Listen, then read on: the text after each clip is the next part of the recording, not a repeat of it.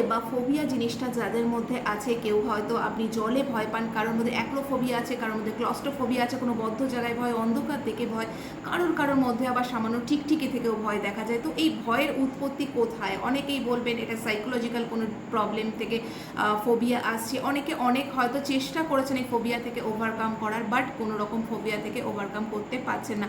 কারো লিফটে চড়তে গেলে মনে হয় যেন দম বন্ধ হয়ে মারা যাবো এই মুহূর্তে।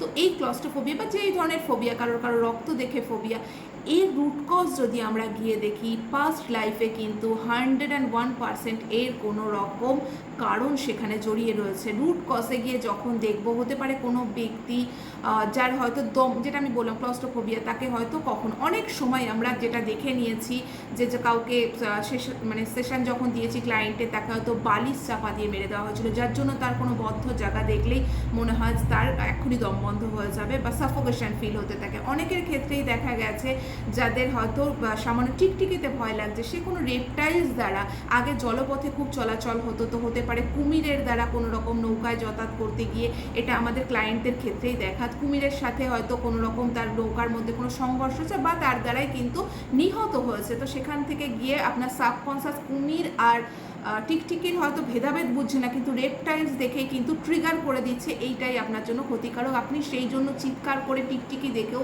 হয়তো হার্মফুল না, সেই জন্য কিন্তু আপনি নিজেকে কোথাও গিয়ে কিন্তু বাধা দিতে পারছেন। আপনার লজিক্যাল মাইন্ড সেখানে আর কাজ করছে না, কনসাস মাইন্ডের হাতে নেই, ওটা সাবকনসিয়াস যেই ট্রিগার করছে আপনি সেই অনুযায়ী রিয়াক্ট করতে থাকছেন। তো সমস্ত ভয়ের পেছনে কিন্তু কোথাও না কোথাও গিয়ে কোনো কারণ লুকিয়ে আছে।